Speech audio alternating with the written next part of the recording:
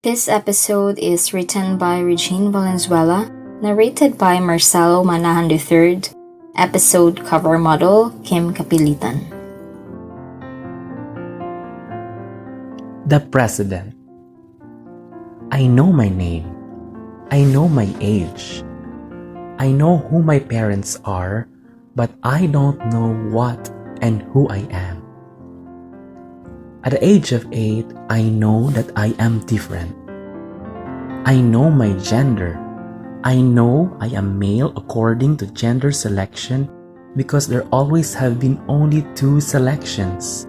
Either you're a male or a female. But I know that I tread on both. My physical body might have the anatomy of a male, but deep inside the recesses of my mind and heart, I am feminine. At this age, I understand that this paradox will bring me into trouble. This trouble happened at the age of 9 when I took matters into my hands and searched a word on Merriam-Webster's dictionary to describe who I am. I saw this man on TV who talked and acted like a woman, and I deeply related to his character.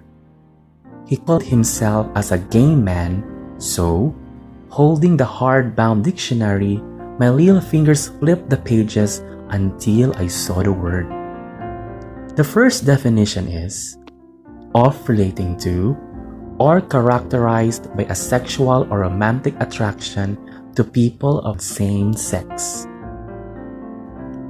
But I don't know what sexual or romantic attraction is. I checked the second definition of relating to or intended for people who are gay, lesbian, bisexual, transgender, etc. I smacked my face with my palms in frustration. I don't even know these words. I proceeded to the next definitions.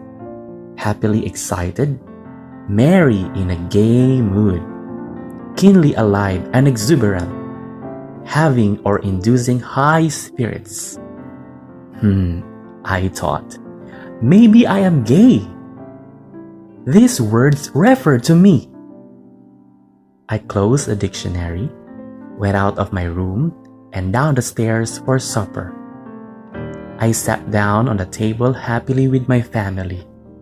As we always do, we started the meal with a prayer.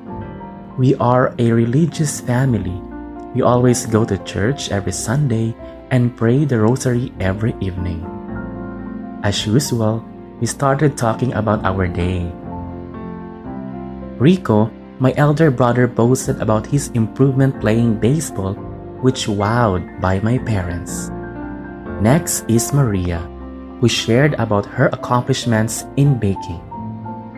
When they turned on me asking me about my day, I simply said, I discovered myself. They looked at each other baffled. My brother laughed and asked, So what are you then? Without preamble, I muttered, I am gay. All their mouths hung open. Rico's laughing face turned into concern, which mirrored by my dad's face. My sister just looked at Dad, but my mom smiled. Well, it's nice to hear that you've discovered. What are you trying to say, Ben?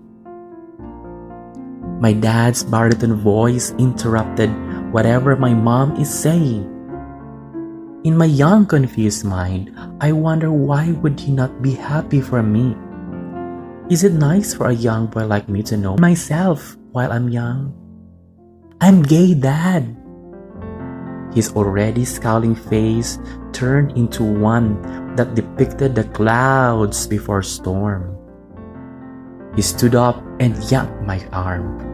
I can still remember the details of how my spoon flew down the table containing a little bit of rice and pork, and the pain that followed when my dad shook me, shouting at me because gays are sinners, and he would do everything in his power to strengthen me out. I am not sure what that meant, but the intensity of his eyes told me that he's not joking. The once quiet merry dinner turned into chaos. My mom's trying to stop my dad, and my siblings were shouting for him to stop, but he won't.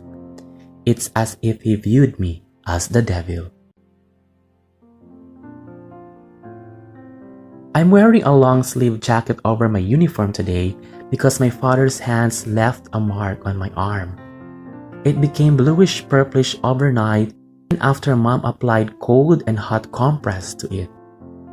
Just before I went out the house, my dad threw this jacket on my face for me to wear over my uniform. Baka ano pang isipin ng iba. This what he said. I went through the day like nothing happened, being careful not to bump my sore arm to anyone. My teacher, Mrs. Manahan, asked me to take off my jacket since it's scorching hot that day, but I just merrily said that it's the new fashion statement. She knew about my quirkiness, so she let that go. This never happened again. My father lectured me and told me about his prejudices with gay men. He said that as long as I put my act together, everything will be okay. So from age 8 to 12, I tried my best to act as a normal boy does. I even tried playing basketball once, which ended up being a disaster. They laughed at me and called me bayot, bayot. I want to cry, but if I do, they will just call me bayot again. They only say, gays cry, boys don't cry. It's not only emotional abuse that I suffer. I also suffered my dad's wrath every day.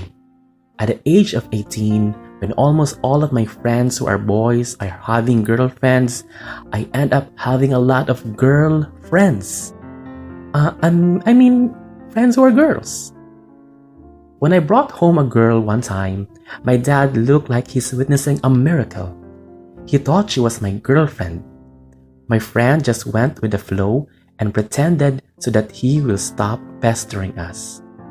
When I said, "We'll just go to my room, Dad," we never heard an objection. What he didn't know, we're going inside to finish the costumes I made for the fashion show.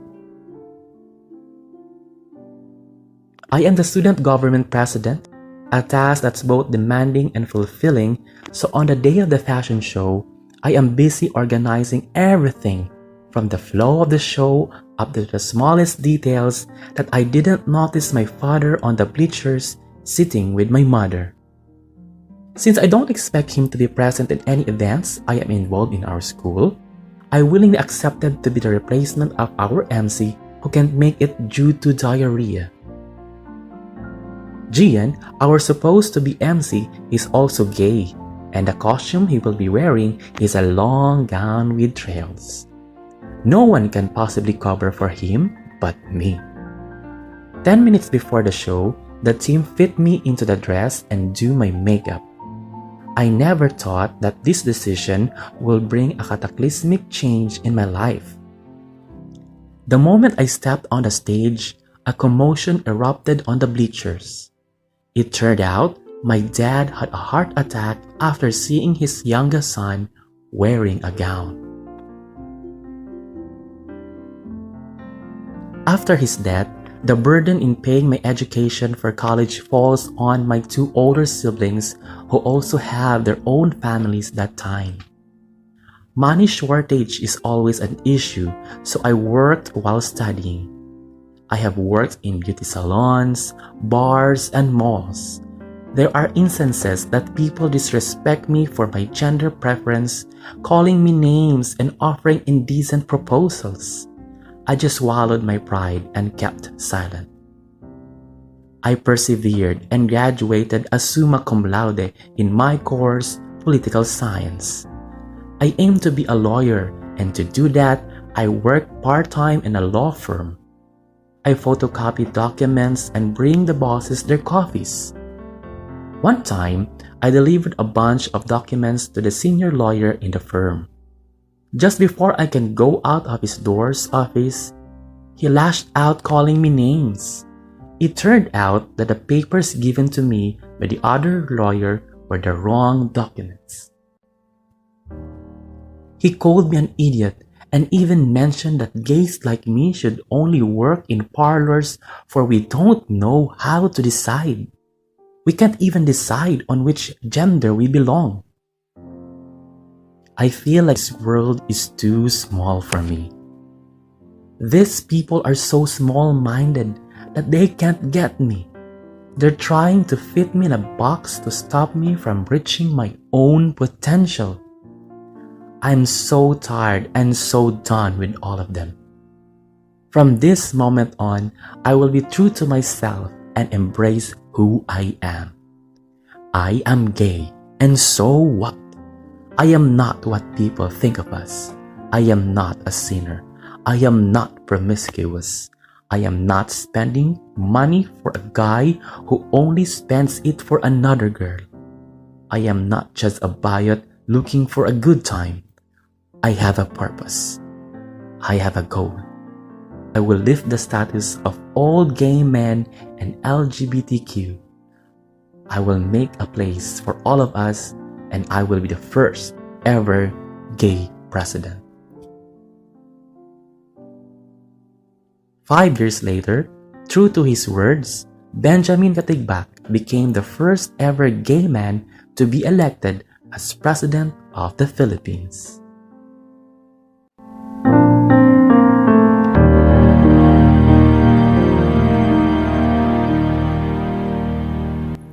If you like the story, click the subscribe button. We'd love to hear from you, so if you have any feedback, questions, suggestions, you can send us a voice message through the link or message us on our Facebook page, Weaver of Tales Podcast. Follow us also on our Instagram account and YouTube channel for other updates. Just search for Weaver of Tales Podcast, and don't forget to click like and subscribe. For story submissions, please email us at weaveroftalespodcast@gmail.com. Have a happy weekend.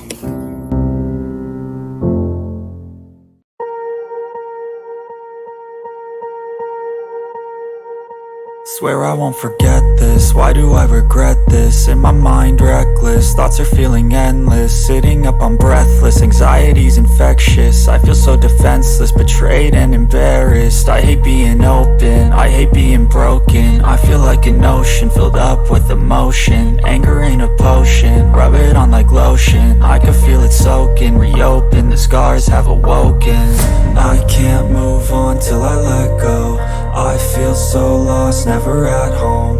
Need to be strong, every breath hold. Cause I can't move on till I let go. I can't move on till I let go. I feel so lost, never at home. Need to be strong, every breath hold. Cause I can't move on till I let go.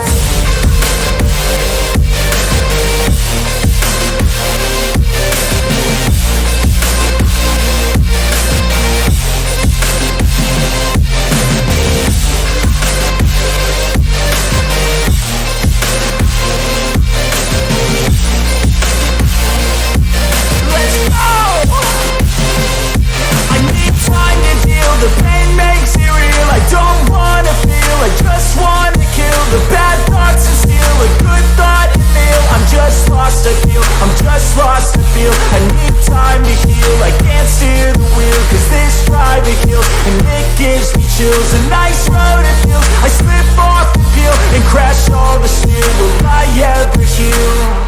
I can't move on till I let go. I feel so lost, never at home.